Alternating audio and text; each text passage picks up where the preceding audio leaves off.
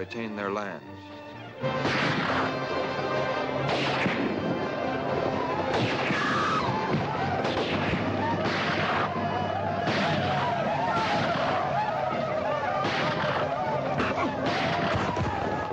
Finally, by 1753, treaties were signed with the English and the French, and the Indian people were learning to live peacefully with their new neighbors, at least for the time being.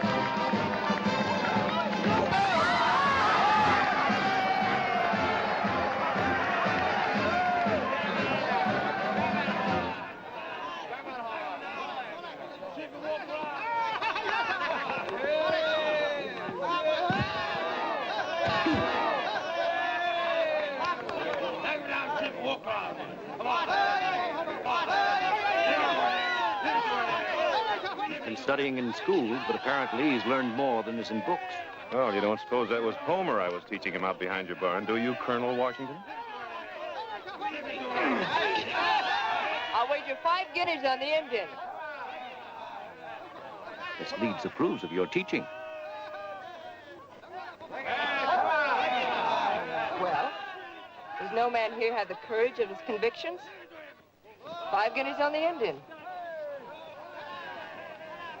Governor Dinwiddie.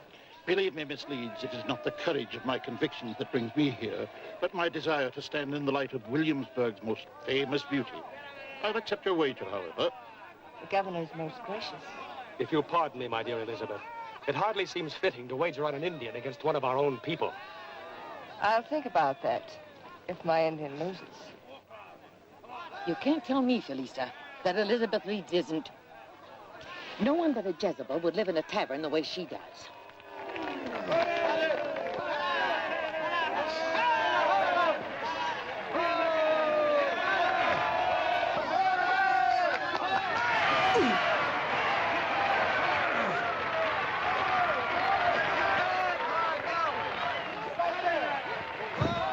Perhaps our friend had better go back to Homer.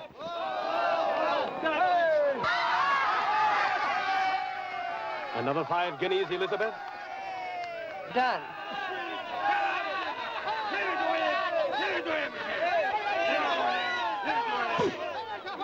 Where'd he learn that trick with his knees? Learn it. An Indian position for scalping.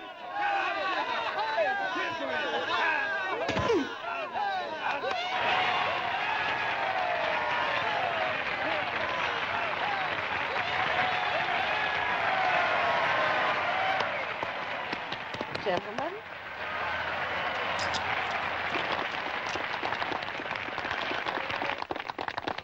Well, young man, it appears that you've won the silver buckles. Why, My congratulations, sir. I thank you very much. You've learned to speak English as well as you wrestle this past year. You must be either an exceptional pupil, Prince Hannock, or your two friends are exceptional instructors. So do you like our protege, eh, Governor? He's made me jealous. From the way Miss Leeds looked at him, I shall always regret that I aspired to be a statesman instead of a wrestler. Now, sir, you have still another honor. As winner of this contest, you are to present the prize to the most beautiful girl on the fields today, Miss Elizabeth Leeds. This is abominably bad taste. I refuse to allow a savage to present such intimate garments as stockings to you. I suppose they would be less intimate if you gave them to me. Miss Leeds, our very good friend, Prince Hannock, son of Shingus, king of the Delaware Indian nation, has a fitting prize for the loveliest maid in all the colonies. Prince? Why is it that I haven't met this young man before? Perhaps I'm the wrong one to give the prize. No, Hannock. You're the right one. It's only the place which is wrong. You will keep the stockings Keep them? and present them to me in private. Tonight at the inn.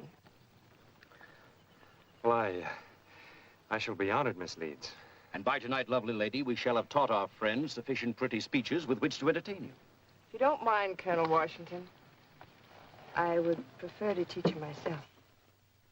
Good day.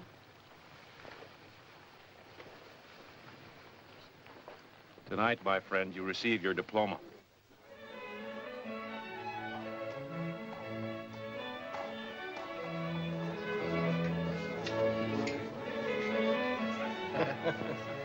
Well, our Elizabeth doesn't come down to entertain us with her sprightly conversation. Apparently, she'd rather be entertained than do the entertaining this evening, eh, Appleby? Now, cheer up. Perhaps the Indian will be too frightened to come here.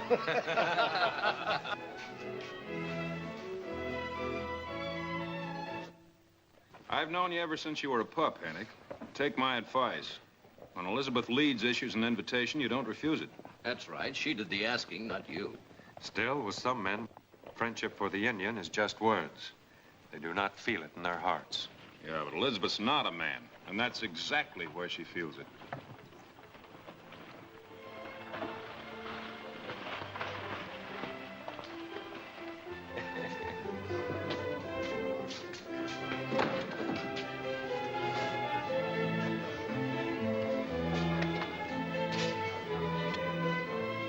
If Colonel Washington and Christopher Gist had the manners of gentlemen, they would not allow Elizabeth to be alone with this redskin.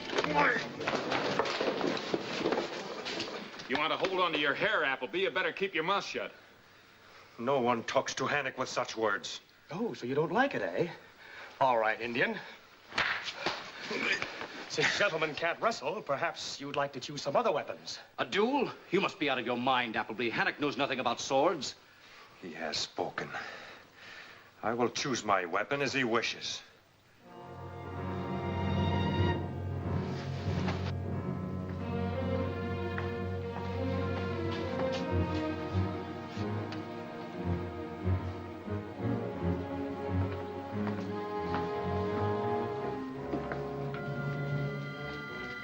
I have chosen. A meat cleaver? Well, how could a cleaver be a weapon? The white man has taught me many things. Now I will teach him something. Oh, now, just a moment.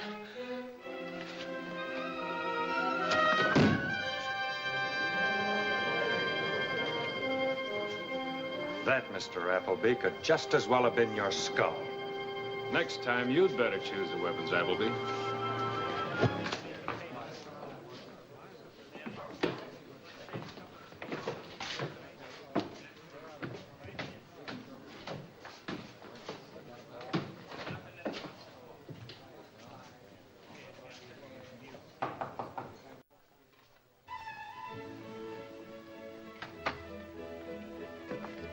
You're prompt, Prince Hannock. I like dependable men. Has a man ever been late for an appointment with Elizabeth Leeds? Been coached well in your pretty speeches. The white man thinks it's necessary to be able to fence with a sword or words. Does a meeting with a woman have to be considered a duel? If the woman makes the first thrust. I see. You're wondering why I was so forward this afternoon. Let's say that I was pleased with you for having won my wager for me. But that's from a practical standpoint. From a woman's standpoint, we can say that I was impressed by the manner in which you won it. And having been impressed by other men also, you now wish to add me to your collection? Every woman has a collection. Until the right man makes her discard it. You have charm. Seem to be intelligent. And you have strength. A woman needs no more of a man. Yes, you could be the right one. I am an Indian. Would that stop you from kissing me? Yes. It would not keep me from thinking about it. You brought my prize? Good. Now, I have a gift for you.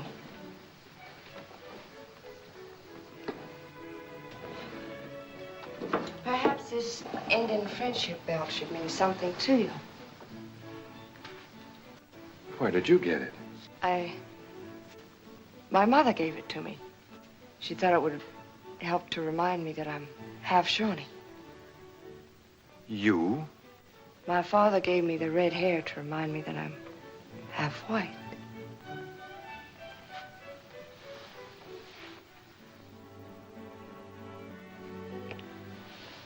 I... Drink your wine.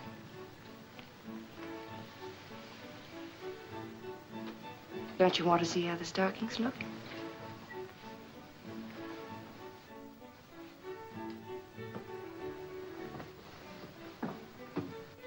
You are more white than Indian. You could not share the life of an Indian man. What a time to be suspicious, darling.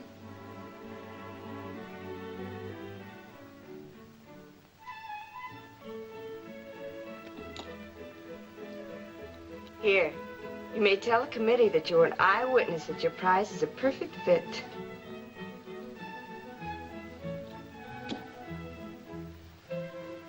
Well, Hannock, is there still room in your mind for suspicion? Hannock?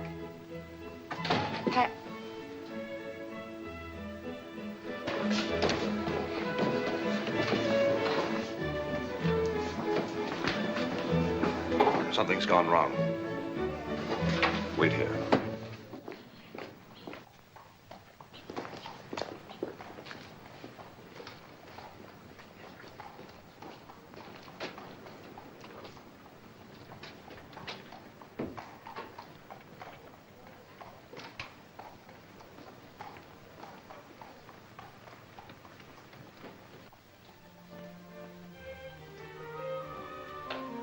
Elizabeth, No one saw you come here? I just saw the Indian walk out. Evidently, he's not as easy as you thought. He's a challenge. Zuno just brought me some news. The Miamis who came north of St. Pierre make their first raid tomorrow. You can count on me, John. The Delawares will not interfere. It is most necessary, Elizabeth, that we have Hannock, Prince of the Delawares, in a very friendly mood. You will find a way. Do you doubt it? No.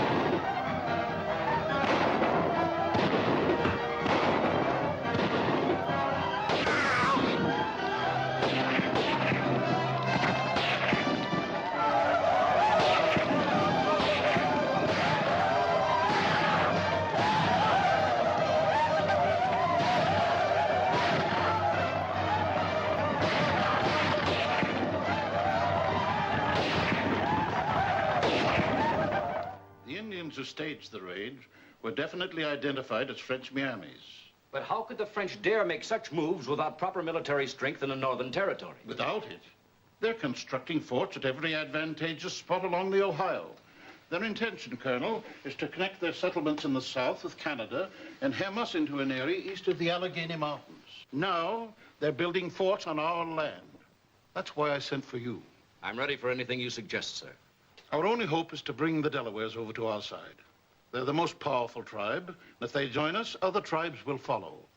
Well, but Shingus, the Delaware chief, has always been neutral. If war comes, he can no longer remain neutral. You must see Shingus and find a way to convince him that we are in the right. I'll do my very best, sir. You're also to deliver a formal protest to the French commandant at Fort LeBoeuf near Lake Erie. Wait for his answer. It will be a most dangerous journey, Colonel. Governor, if you'll give me the proper men and supplies. You'll have everything you need by tomorrow morning. The life of this colony may depend on your life. So be careful, my friend, and may God speed you. Thank you, sir. If there's to be war, believe me, Hannock, I don't want it. But we'll fight if we have to. And you want me to ask my father to join the English and take up the hatchet against the French? The French have already taken everything from the other tribes, Hannock. If they beat the English, they'll take all the fine villages and farms from the Delawares, too. You are my friends, and I would gladly fight your fight. But to ask other men to die for you, that I must think about. There isn't much more time, Hannock. I will bring you an answer before the sun rises again.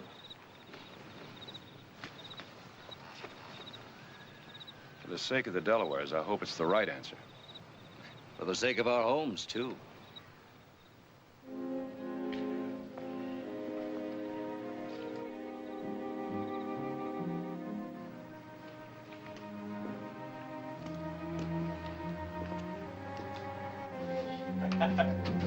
Later.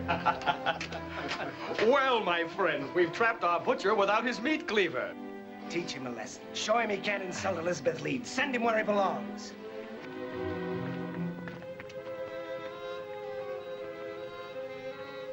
Not so brave now, eh, Indian?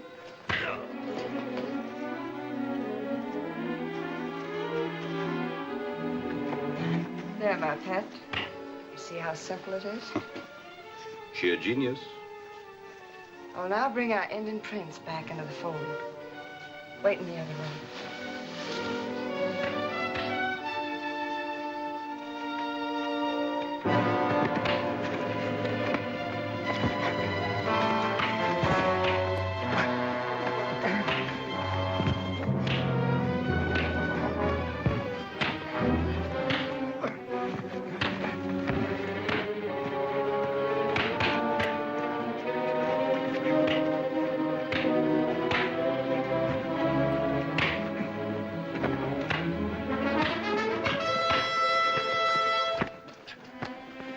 Elizabeth.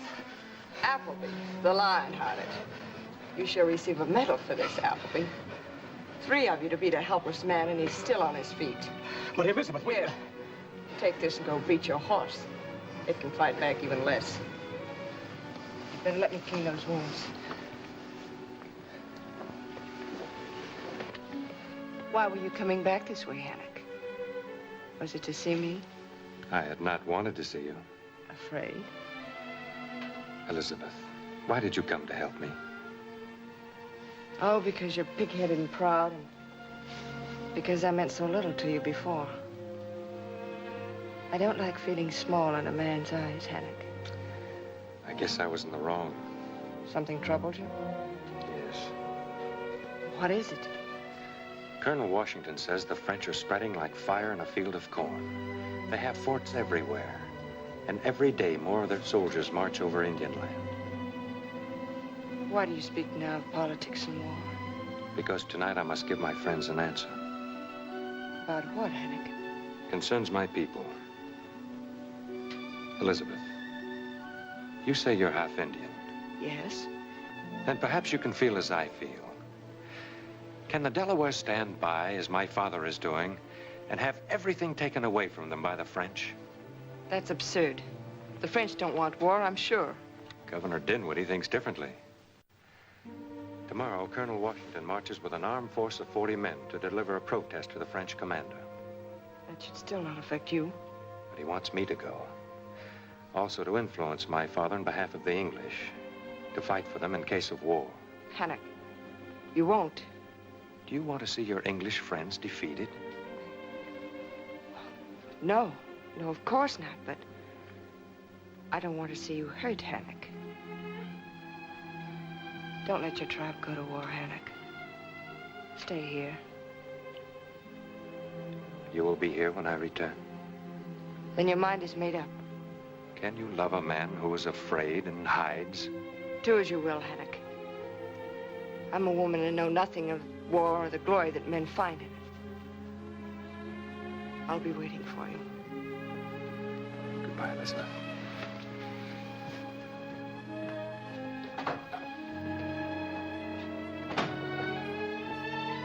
John?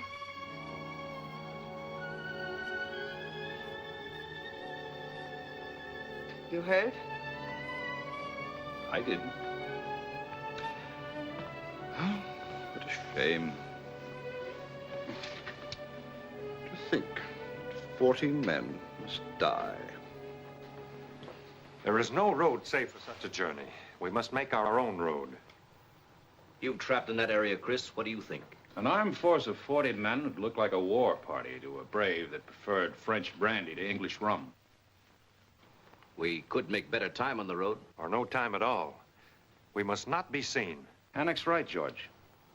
Governor Dinwiddie's going to send us some Mohicans to serve as guides. We could dress our rangers in green, the color of the forest this time of the year. Good.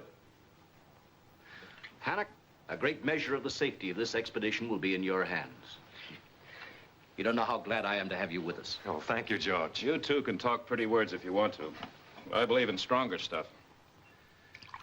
I'm for putting some of this wine under my scalp while I'm still wearing it. This may be our last toast in a time of peace. If there's got to be war, let's give them better than we get. Gentlemen, to victory. To our country.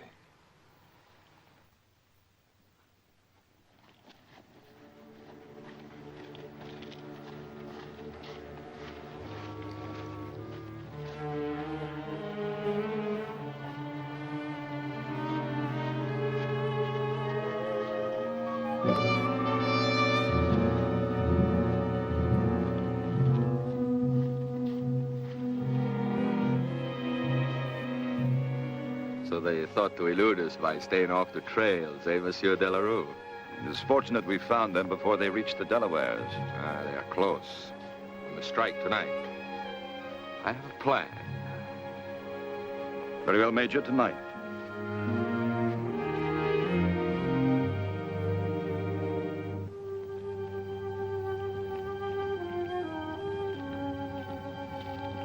Hear anything? Nothing. Would be better if we did. It's too quiet. I'll post double guards tonight. Together we are few. Separated we are many. We must have two camps. And if one is attacked, The other can hit the attackers from the rear. You're right. Will you take the other force? yes. We'll be hidden in the forest not more than 100 yards away. Sleep with your ears open, my friends.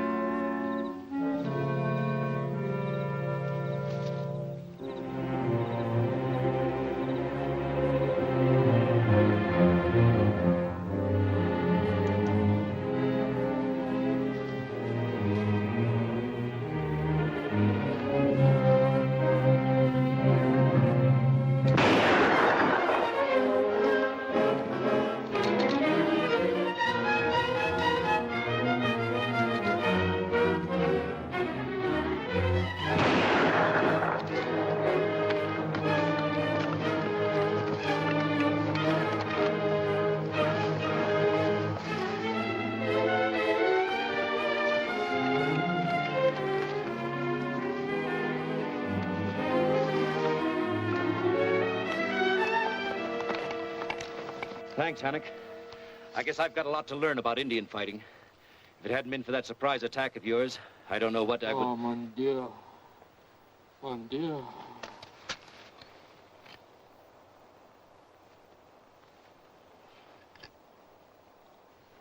Frenchmen disguised as Indians. Frenchmen?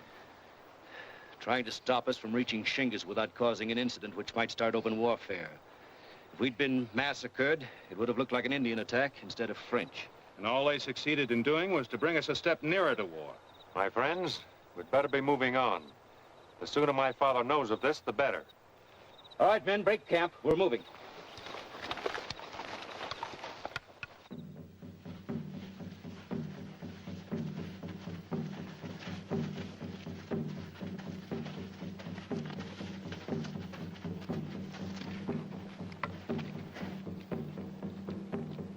We've been hearing those drums for the last half hour. Bad. I don't like it. Neither do I. We're likely to get the worst case of stomachache we ever had. Stomachache? They're the drums of my father, inviting you to a ceremonial feast. Listen to them. They'll give us double portions of roast bear, wild turkey, and stewed porcupine. Yeah, they're gonna raise Holy Ned tonight. A prince is coming home.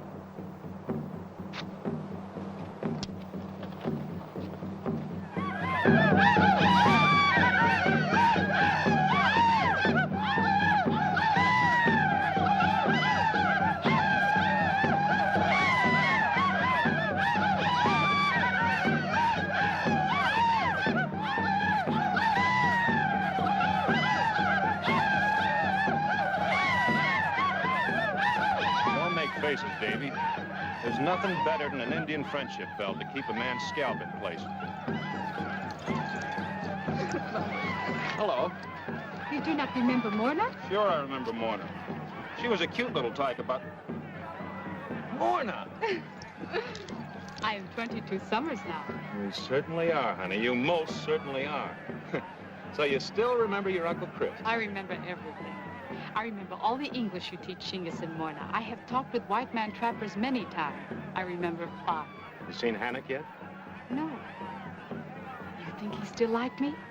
Yeah. He still likes you, Morna. You never outgrew your love for him. Never. Where is Hannock? He's with Shingas, big powwow. I'll go see him. No, wait a minute.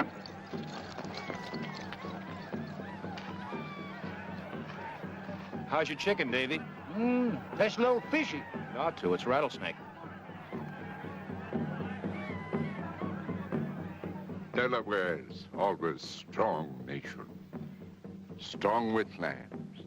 Strong with hunting grounds. Strong with many warriors. But not strong with many cannon, Shingas.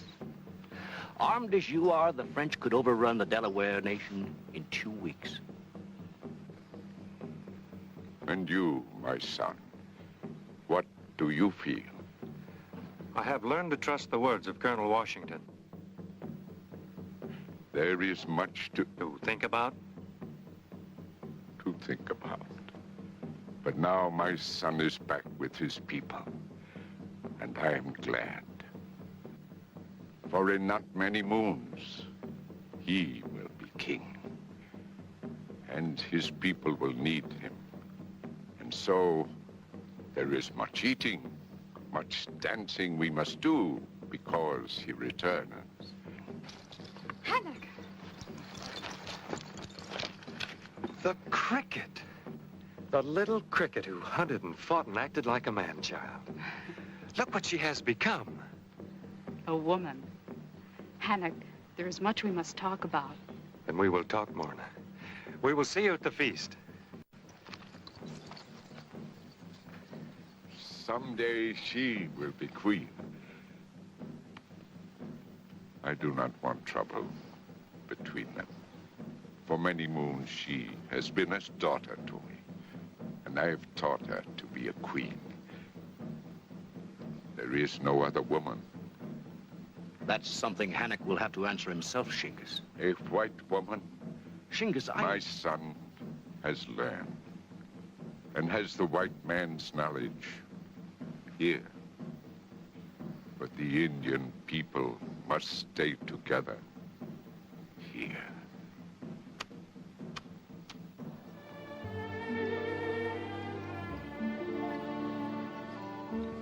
We did not have to come this far to talk, Morna. I have a reason for coming here, Hank. See?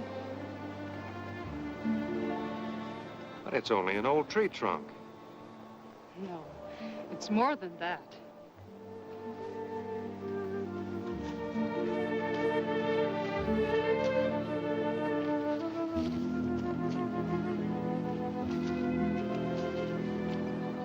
Maybe now you'll remember. Remember? You wanted to show Morna your great strength, so you shot the arrow into this old trunk. And you said that as you were strong, so was your love strong. And that it would last longer than this arrow would stay in the tree. And the arrow is still here. Morna, I do love you. I've always loved you as one would love a sister, but not as my squaw to be. Not your squaw. Little cricket, please listen to me.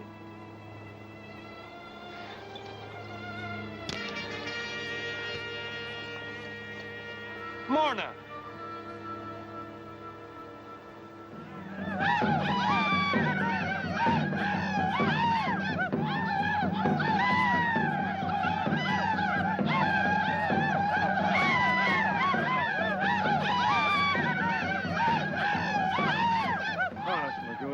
There just isn't any more room in me. Friend of Indian brave must eat. Oh, but I couldn't possibly eat anything more. Eat. Well, Eat. Is this some more of that porcupine stew? No porcupine. No? Him skunk.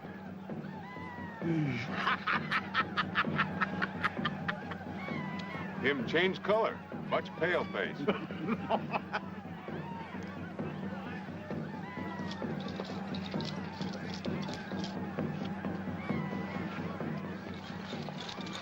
Morna.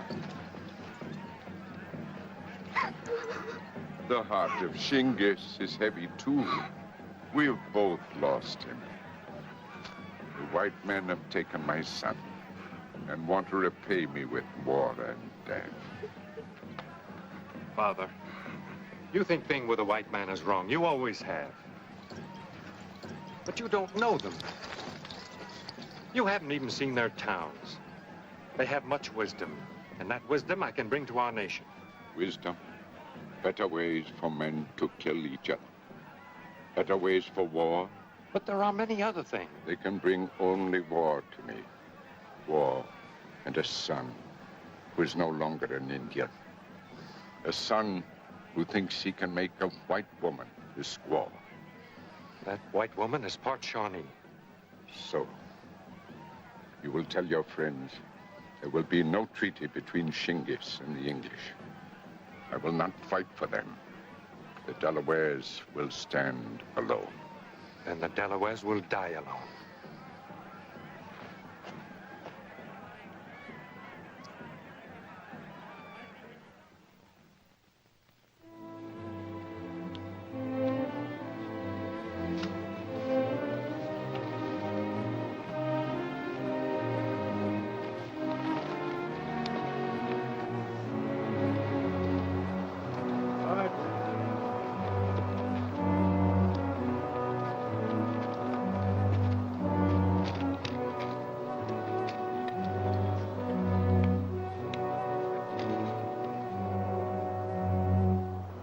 George, Chris, you have not too many more miles to go before you reach the French fort. Perhaps it would be better if you went on without me. Without you? What for? You would have made my father think your way if it had not been for me. Now listen, Hannock. A man's certainly entitled to pick out his own squaw. If you didn't want one. Hannock, anything could happen to us between here and Fort LaBeouf. We're going to need your help. I won't say anything more than that. It is enough. I hope I can make good the harm I've done. We must go further before the sun sets. All right, men, on your feet.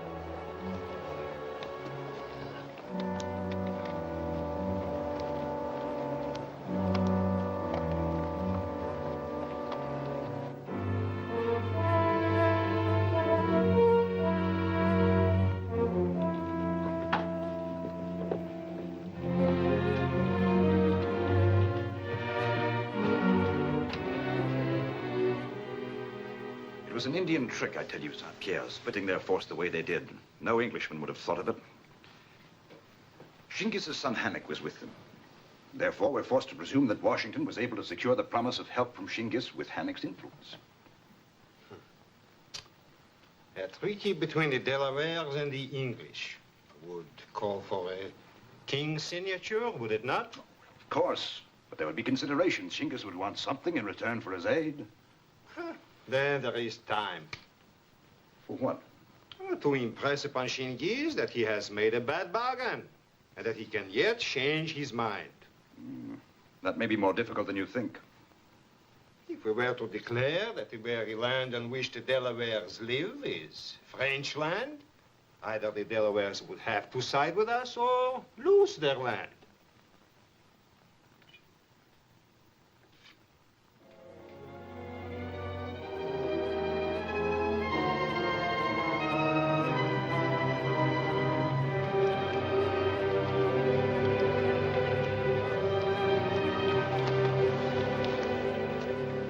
See anything up ahead? Wyandotte Village. Wyandotte?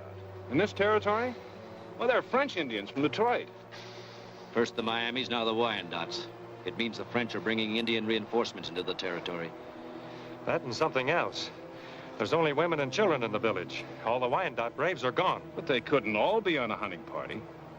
I can't figure it out, George, but the French are up to something. Well, there's only one thing we can do.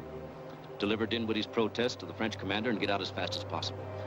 This whole area is a powder keg. And, gentlemen, the fuse is already lighted.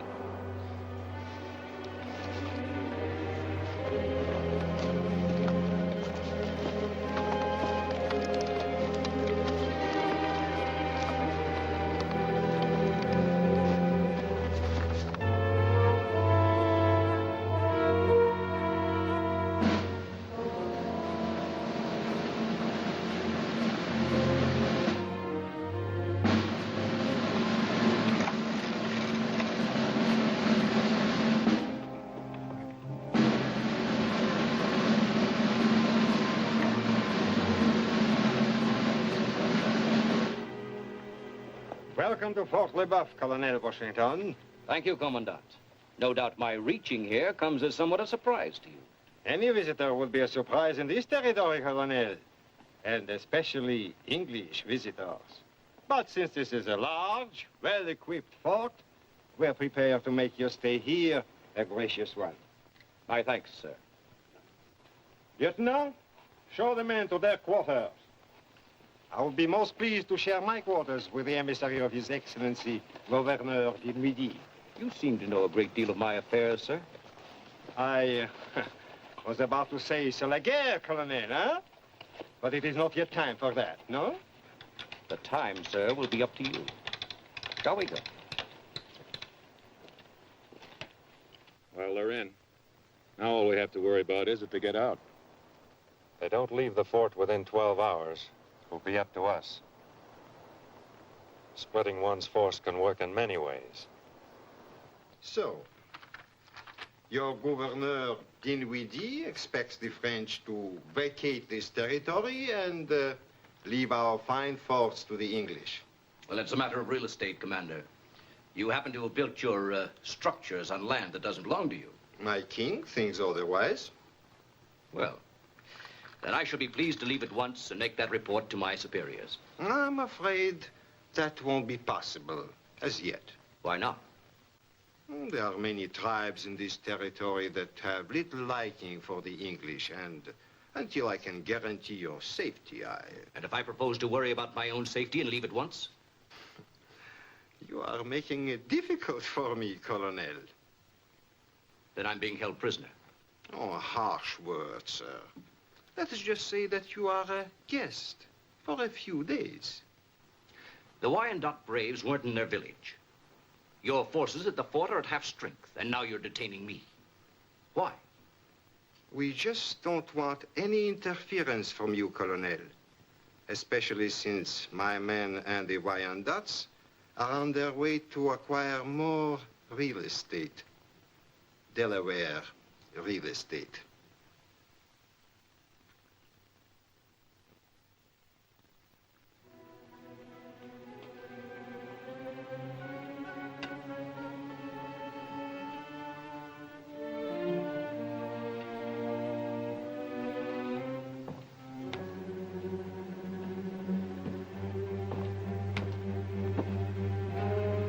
I wouldn't do what you're thinking, Colonel. My sentries would not appreciate it. May rest assured I had no intention of discussing it with them. Good night, sir.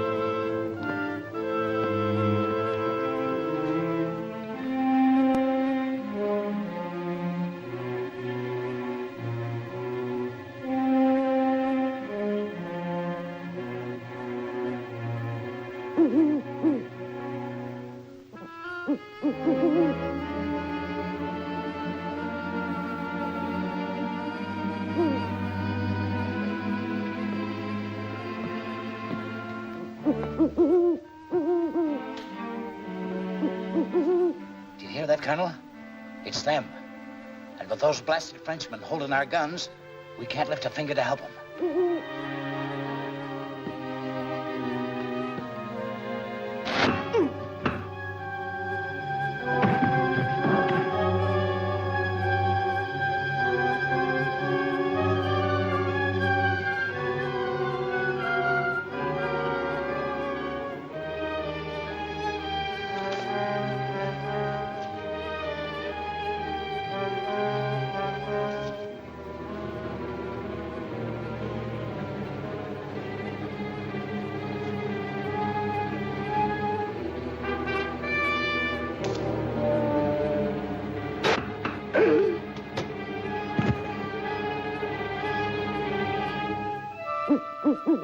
Those owls seem to be coming closer. There it is. Put out the light.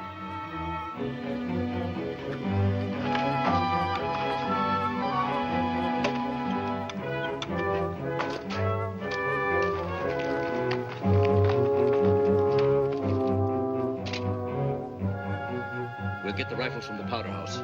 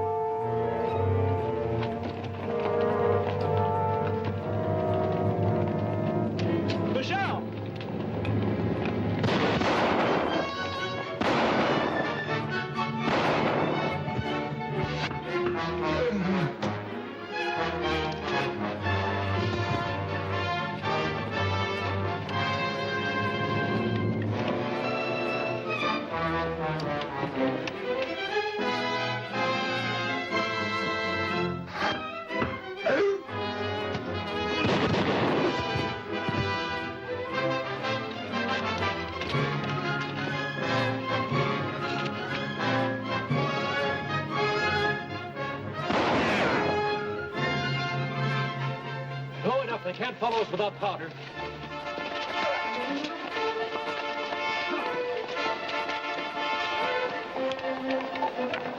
They're going to attack the Delaware village. I don't know whether we can make them time, Hank.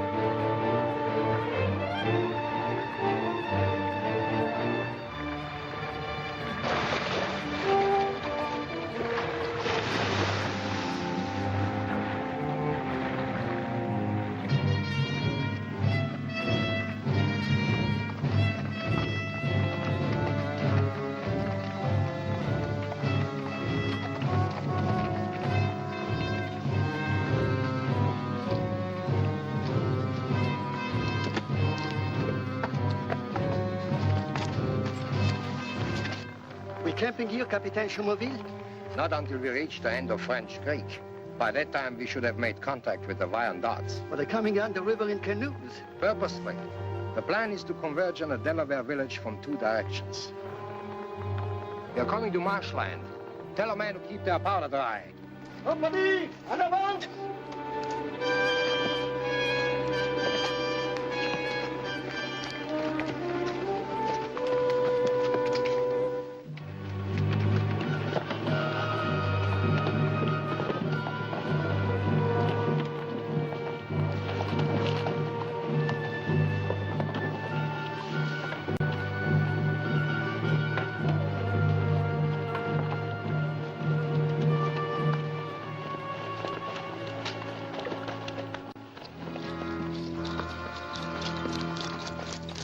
The Wyandot war canoes are coming down the river, and the French soldiers are marching across the great meadow.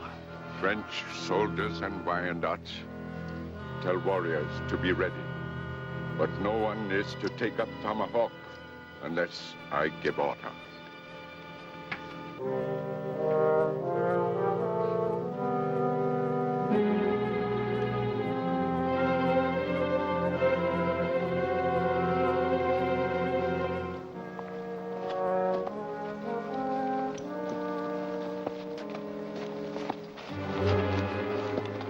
The tracks are fresher. We're gaining on them.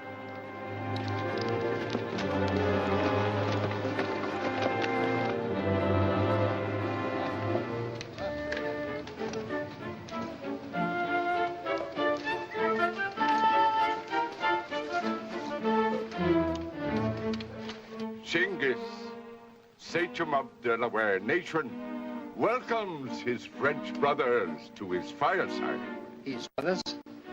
If Genghis wishes to be brother to great white French King of France, he will not object if this plate is buried on the land on which he stands.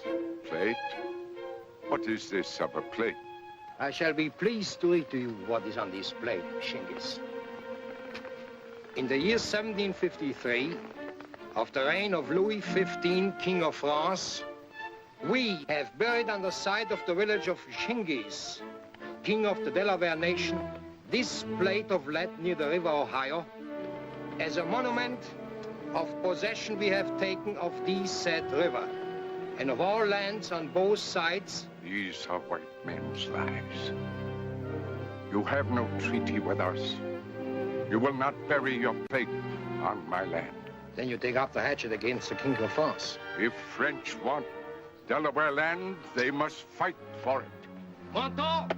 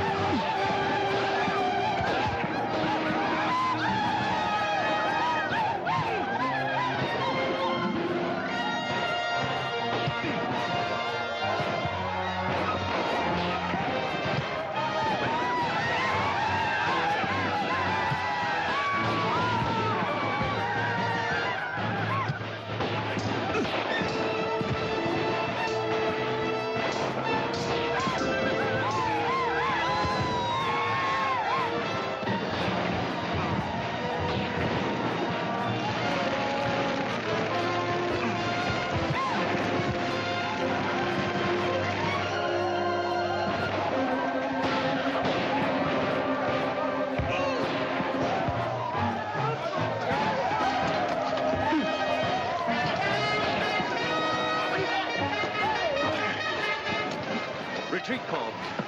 The Wyandots will head for their canoes. Cut them off.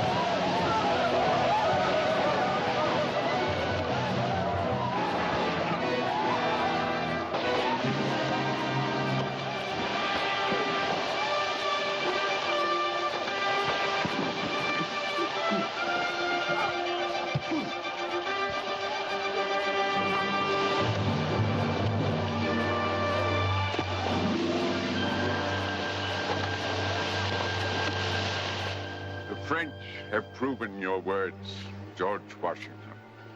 They cannot be brother to Delaware. And I know now that Delaware cannot stand alone to fight them.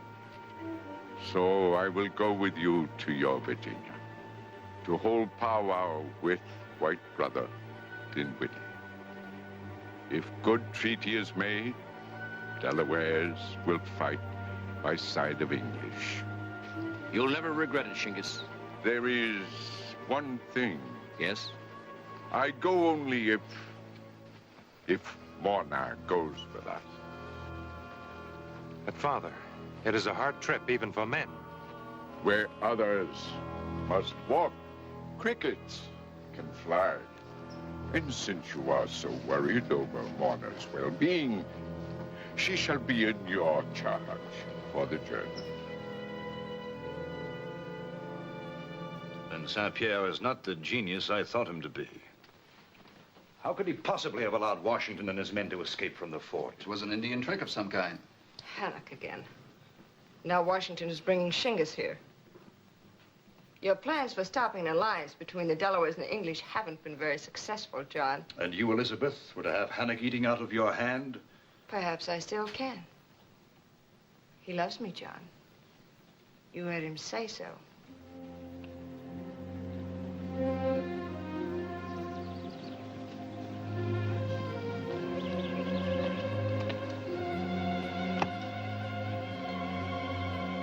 There it is, Shingus. The end of our journey. Williamsburg will be open to you as a new brother. A village of peace. That is good. It is not a fort built of high walls, of cannon, of soldiers. The English build villages where people live, not fight. I think you know we can fight if we have to. No, we are people of a new world, where there can be freedom for every man. The French carry Paris-made blades at their sides, Paris-made wines in their stomachs. We are making our own blades, our own wines, so that we can be independent. The French build forts. We are building a country. Your head is old for your shoulders. Someday it will be even a more wise head. A head of greatness. Thank you, Shingus. I wish I could be as confident of the future. As for you, quiet little cricket, stay close to Hannock. These great villages are not red men's villages. In them, only a white man can live his whole life. The heart of Hannock will be yours.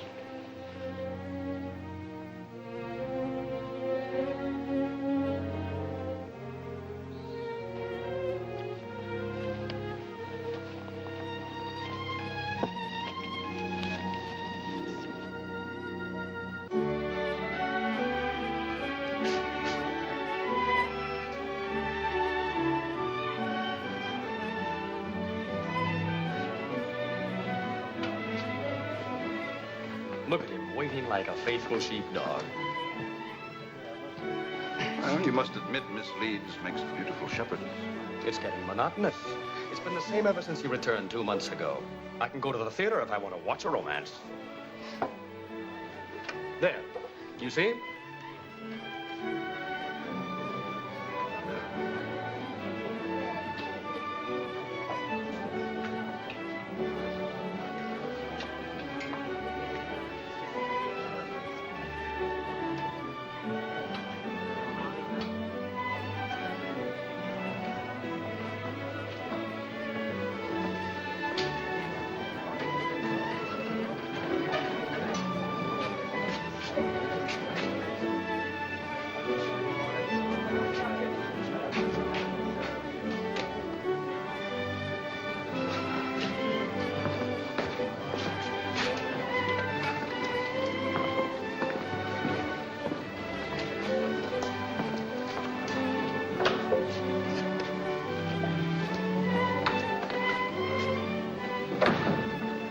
And once again, our sophisticated Elizabeth will go walking through the park with him, holding hands like schoolchildren.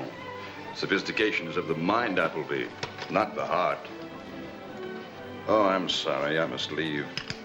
Important business at the governor's mansion tonight. I trust you'll have as boring a time as I am. Ah.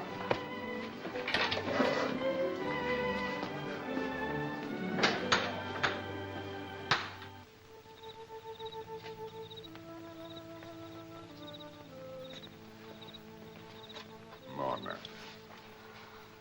Little cricket, I come to ask your forgiveness. Mine? For what, Shingus? We have seen 2 moons come and go since we came here to the white man's village. And what I had hoped as happiness for you has been only sadness. There's nothing we can do if Hannock loves another. This white woman is not good for him, Mona. What does she want with him? Hannock is not hard to love. It is not right for you to have to stay here this way. The moment the treaty arrives from the great white king in England, we will return to our village. Will it be soon? I believe it will be soon. Even now there is a meeting of many men. Perhaps we will get word when it is over. Secretly, under the advisement of Colonel Washington, upon his return from Fort Le Boeuf 2 months ago, we began immediate construction of a fort at Great Meadows. Fort Necessity is finished, gentlemen, ready to be manned. We decided to call it Necessity for a very obvious reason. The necessity for protecting ourselves from the French. Mr. Delmont, you have been summoned to this meeting since your company is the largest importer in the colonies. We need supplies for the fort and silks and linens for trading with the Indians. If Your Excellency will submit a list of the desired items. Your Excellency, if the plan is to man and maintain Fort Necessity without the help of the Delawares, I doubt very much if it can be defended successfully. We cannot afford to be taken by a surprise attack while waiting for the treaty to reach here. Come in. Governor Dinwiddie, we just had word a large French force has been gathering at Fort Le Boeuf, and the Ottawas are coming down from Canada to join them. The Ottawas and the Wyandots, 2 of the most powerful tribes in the north. There you have it, gentlemen. There will be war at any moment. Colonel, the only immediately available men are those of the militia, some 150. You are to leave for the fort with these soldiers tonight. But according to report, Your Excellency, there are more than 1,000 French and Indians up there. I have no choice but to ask you to do the best you can at Necessity until the signed treaty arrives. But if I talk to Hannock and Shingus, they'll let their warriors march with me without the treaty. The treaty calls for the king to deed large parcels of Ohio Company land to the Delawares in exchange for their aid. I have no right to give Shingus this land without the king's permission. The militia will be your only force, and may the right triumph. My father is still the stubborn one. He says he will not help the English until he knows that your king will help the Delawares. He's not stubborn, Hannock. He's right. The only way your nation can hold together is to have good lands for hunting and farming. No, this isn't your fight yet, Hannock. But I'm going to pray that the treaty arrives soon, and that I have you and your men at my side when I need you. You white men and your scraps of paper, your treaties. Is it not better that a friend should live? You red men and your nobility. You came to study us, Hannock. The shoe should have been on the other foot.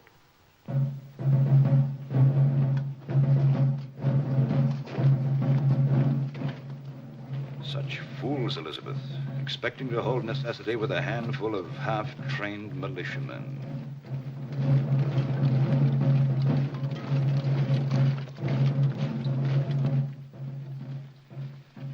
Yes, Elizabeth?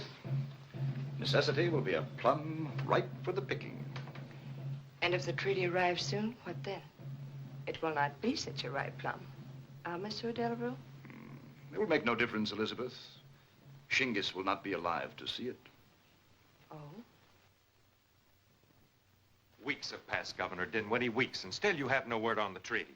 You're worried about your friends. You'd like to be there to help Washington and Gist. Perhaps you'll be pleased to learn that they reached Fort Necessity in safety. Of course they reached it. The French let them reach it. And now that they've got them locked up in that prison you call a fort, they'll crush them whenever they wish. Hannock. The French, Ottawas, Wyandots, and Miamis could have killed every man in that detachment the minute they moved north of Stone Creek. Now they'll make it look like a big victory at the fort to impress the rest of the Indian tribes. Hannock, my friend, be patient. Just a little while longer.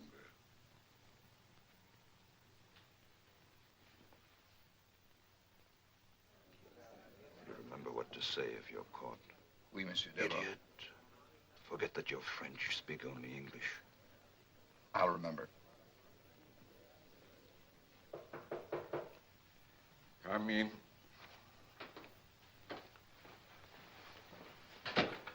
He has no word for us. No.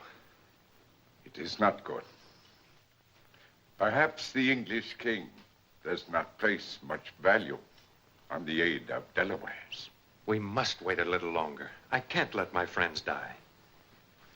It is well, my son. I will just have to suffer in that saddle of the devil a little more. A chief who has stood the torture of fire can surely defeat such a soft enemy. White man wants all the ground and sky there is. And then, when he has it, he sleeps on beds so he cannot feel the ground, and puts roofs over his head so he cannot touch the sky.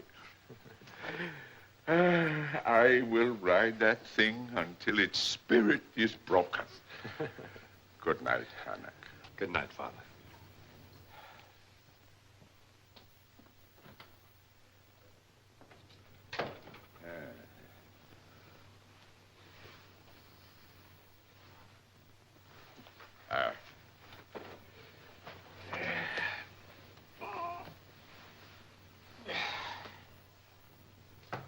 Who's there? It's Hannock, Morna. Oh, come in, Hannock. Morna? I'm taking a white man's bath. It is strange the way the people of these big villages bring the rivers into their very houses to bathe. It smells as though they bring in the flowers, too. The women also have a very strange custom. They wish to smell like flowers. Elizabeth Leeds uses flower water. Elizabeth? What do you know of Elizabeth, Morna? The cricket does more than make noise, Hannock. It listens, too. I shall smell even better than Elizabeth Leeds. If you can learn from the white people, Hannock, I can, too. Get out of that devil's wash tub and get dressed. I have more important things to talk of.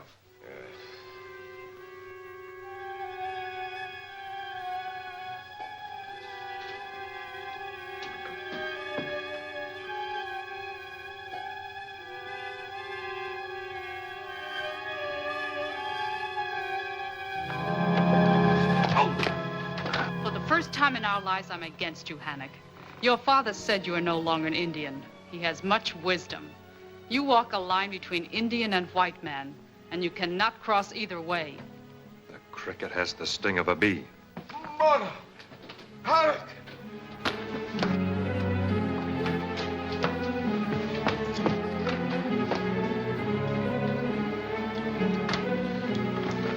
Father. Do what you can, Morna.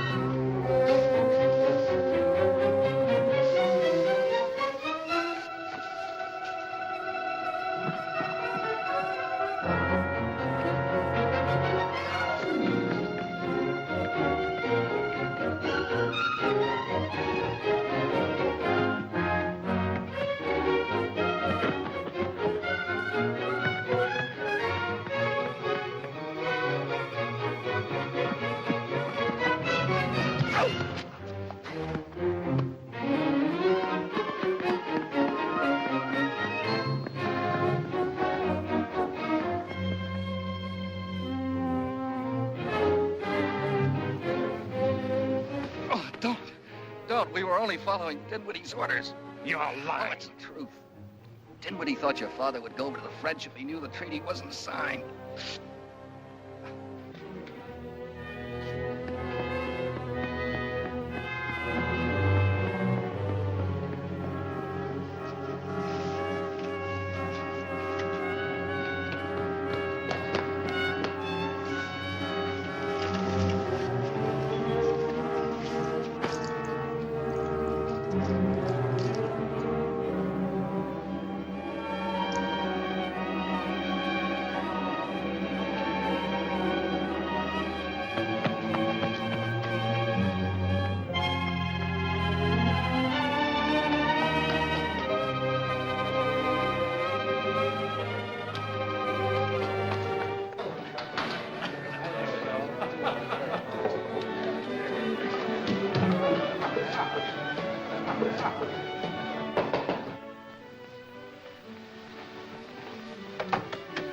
Get inside, you fool. I told you not to come here. You sure you weren't followed? I don't think so. But we got the old man. But his son Hank come after us. Get out. Get out. You can't be found here. No, wait, John. Let him stay for a while.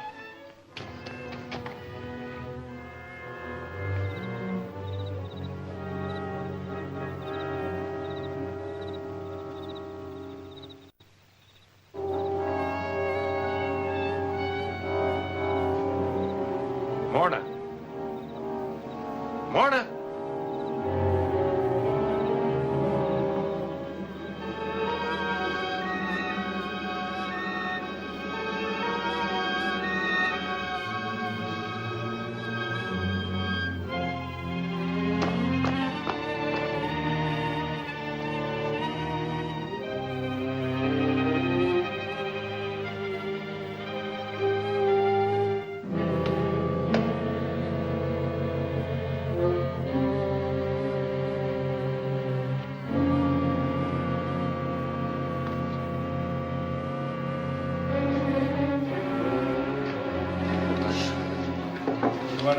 You want another one? Barmaid! Barmaid!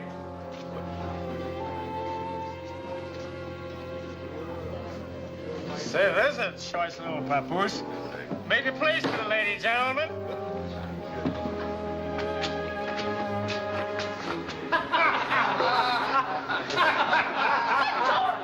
Appleby doesn't seem to have much luck with Indians.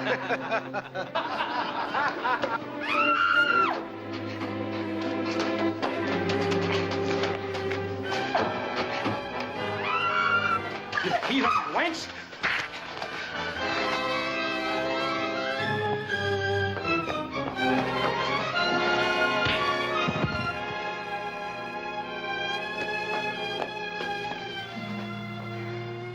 Hammock.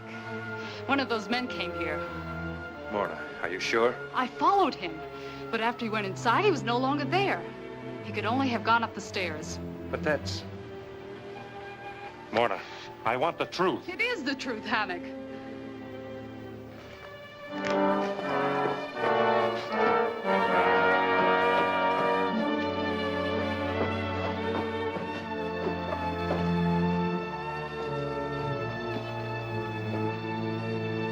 It's the only answer.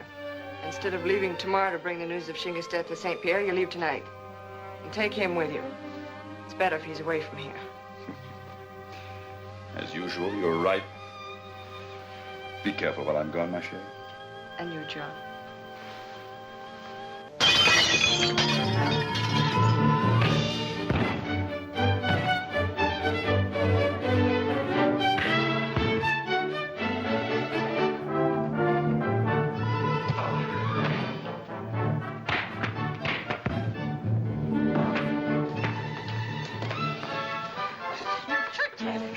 You wanted to kill him the way you killed Jeeves. Now I'm going to kill you.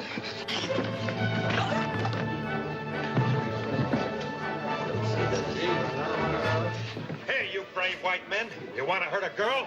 I'll give you something better. French spies, John Delmont and Elizabeth Leeds.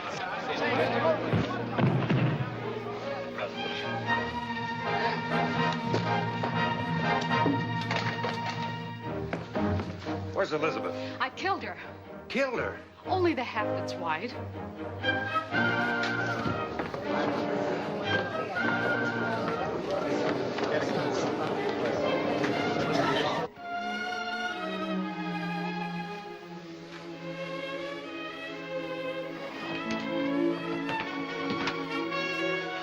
Well, gentlemen, shall we call on the governor?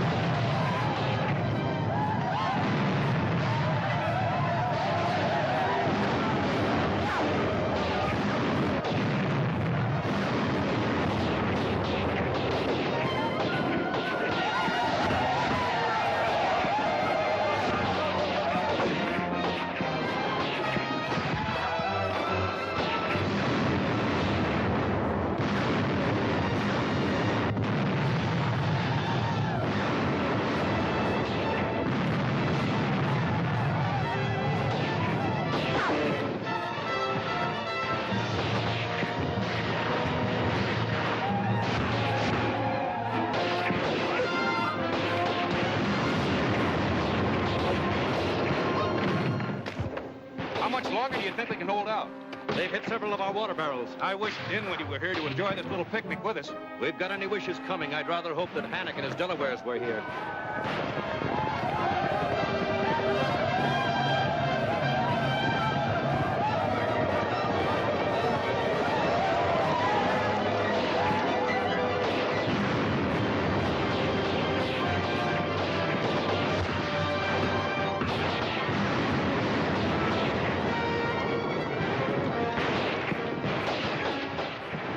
I was wondering when they'd try fire.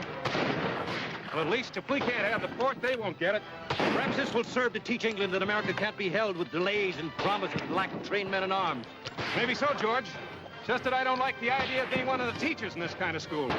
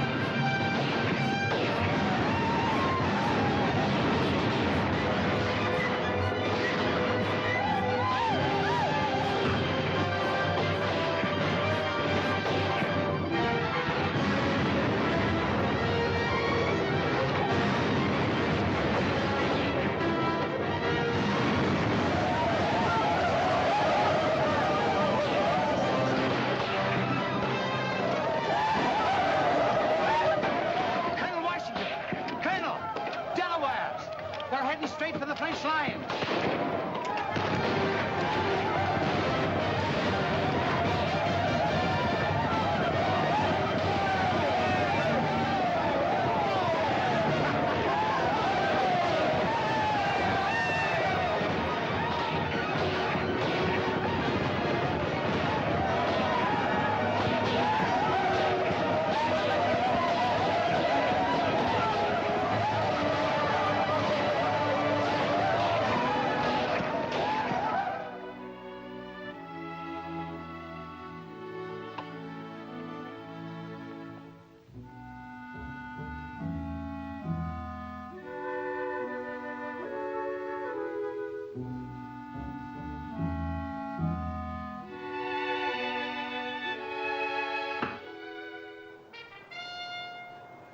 The other arrow was shot when we were children.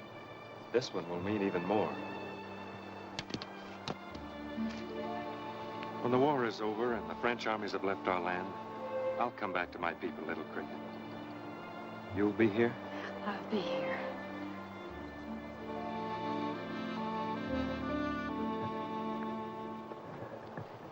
Well, if we haven't taught the Indians anything else, at least they did learn that from the white man. Yeah. I wonder how that arrow trick would work on a girl I know in Roanoke.